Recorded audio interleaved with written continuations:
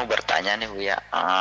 Kita kan kadang dalam sholat, saya tuh kepingin sholatnya tuh khusyuk banget gitu ya. Cuman kan kita, saya gitu pribadi masih susah banget untuk sholat khusyuk. Terkadang saya sholat tuh sambil memejamkan mata gitu. Jadi kadang-kadang kalau saya sholat matanya terbuka gitu, suka kan melihat tempat sujud gitu. Kadang-kadang terbesit apa-apa gitu yang dalam pikiran yang soal kejadian-kejadian yang sudah terjadi atau apa gitu. Jadi untuk khusyuk itu susah banget. Tapi kalau saya sholatnya terpejam gitu, merem gitu ya, kadang-kadang suka dapet tuh khusyuknya. Gimana ya hukumnya kalau sholat itu sambil memejamkan mata gitu?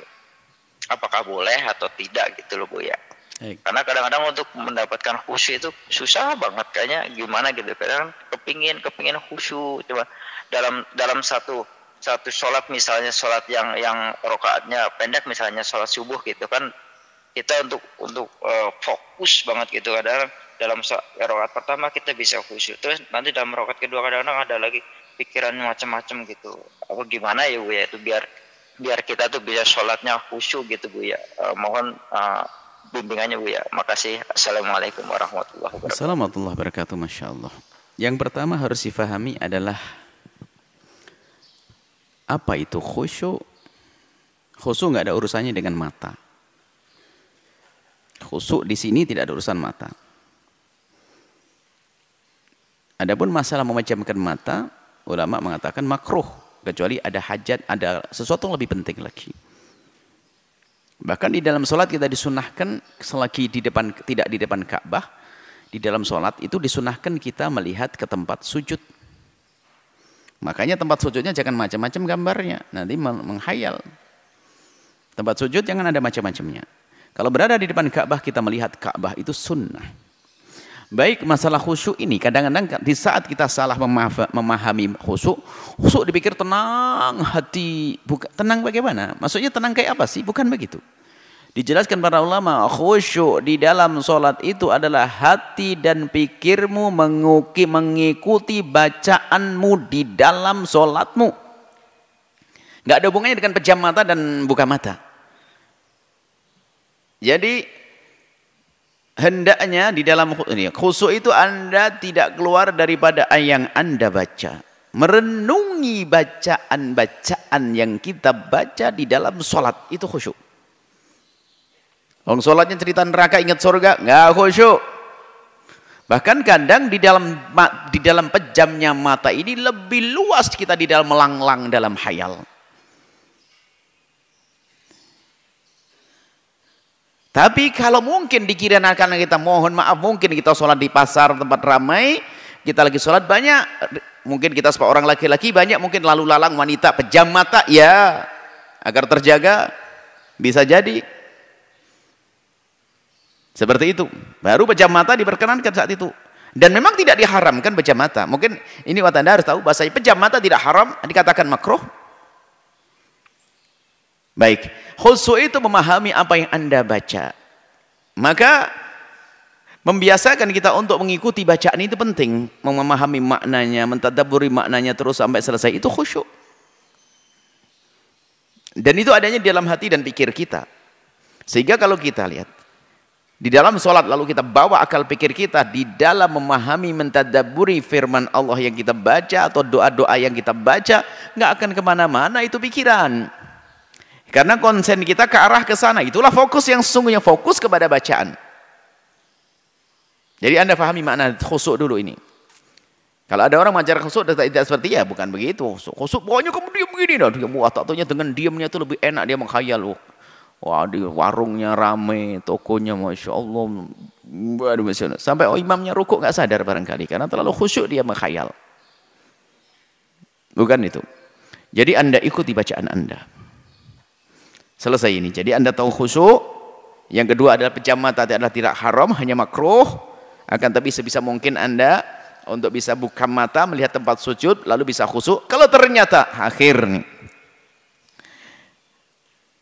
Kalau ternyata khusyuknya Anda khusyuk benar, khusyuk seperti yang kami sampaikan. Artinya khusyuk bisa merenungi firman-firman Allah tadi. Kalau memang khusyuk Anda harus didapat dengan pejam mata, khusyuk yang sesungguhnya, bukan khusyuk yang salah. Kalau memang khusyuk Anda hanya Anda dapat dengan pejam mata, maka pejamlah mata Anda. Jika memang betul Anda mendapatkan kekhusyuan. Tapi pengakuan banyak orang adalah justru pejam mata ini menjadikan waswas. Jangan-jangan ada orang mengambil tasnya atau mengambil ini, mukul jidatnya, tinggal pergi dan sebagainya. Malah yang bermasalah kalau pejam mata sebetulnya. Tapi kalau bagi Anda cara pribadi dengan pejam mata, ternyata Anda bisa mengarah, bisa mengikuti firman-firman Allah yang Anda baca, maka pejamlah mata Anda. Demi menggapai yang namanya kekhusyuan, maka menjadi tidak apa-apa. Karena bagi Anda lebih baik semacam itu.